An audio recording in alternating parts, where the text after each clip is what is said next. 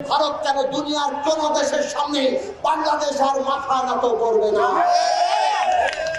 বাংলাদেশের জনগণ চায় মাথা উঁচু করে নিজের দেশের স্বার্থের ভিত্তিতে অন্য দেশের সাথে সুসম্পর্ক তৈরি করতে। শেখ হাসিনা যেভাবে পদানত বাংলাদেশ তৈরি করেছিল, মানুষ অভ্যুত্থান করে শেখ হাসিনা থেকে দেশ থেকে বিতাড়িত করে বাংলাদেশের মাথা উঁচু করে দাঁড় করিয়ে দিয়েছে। আমরা দেখেছি ভারত কি করছে।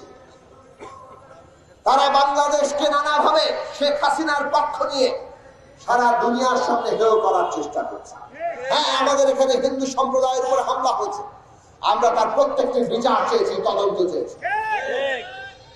কোন ধর্মীয় সম্প্রদায়ের উপরে হামলা বরদাস্ত করা হবে না, এবং সরকার যাতে কোনোভাবে কোন মানুষের ধর্মীয় স্বাধীনতা হস্তক্ষেপ সহ্য না করে সেই নীতি আপনাদের নিতে হবে। কেন মাজারে হামলা হচ্ছে, কেন ধর্মীয় গোষ্ঠী তাদের অনুষ্ঠান নিয়ে নিজেদের মধ্যে তার দ্বন্দ্ব, সরকার সেখানে কোন একটা পক্ষ নিচ্ছে, এগুলোর জবাব দিতে হবে আপনাদের।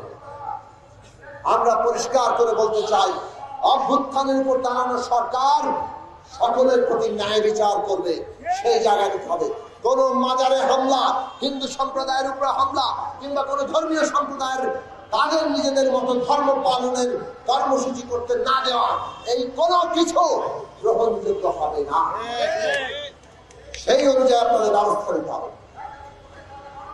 আমরা যদি ঠিকঠাক মতো ব্যবস্থা নিতে পারি, আজকে ভারত যতই তাদের সমস্ত মিডিয়া কিংবা মিডিয়ার একটা উল্লেখযোগ্য অংশ তাদের শাসক দল বাংলাদেশের বিরুদ্ধে অপপ্রচার করুক, সেইটা টিকবে না।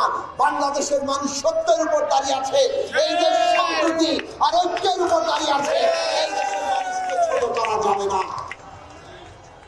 ভারতের ব্যাপারে আপনারা যে নীতি নিয়েছেন, আমরা তাকে সমর্থন করেছি, কারণ অভ্যুত্থান রায় দিয়েছে ভারত কেন দুনিয়ার কোন দেশের সামনে বাংলাদেশ আর মাথা নত করবে না। বাংলাদেশের জনগণ চায় মাথা উঁচু করে নিজের দেশের স্বার্থের ভিত্তিতে অন্য দেশের সাথে সুসম্পর্ক তৈরি করতে। ভারতের কর্তা ব্যক্তিদেরকে আমরা পরিষ্কার জানিয়ে দেই, এই বাস্তবতা আপনাদের মানতে হবে। যত দ্রুত মানবেন ততই সহজ সম্পর্ক হবে, স্বাভাবিক সম্পর্ক হবে, সুসম্পর্ক হবে।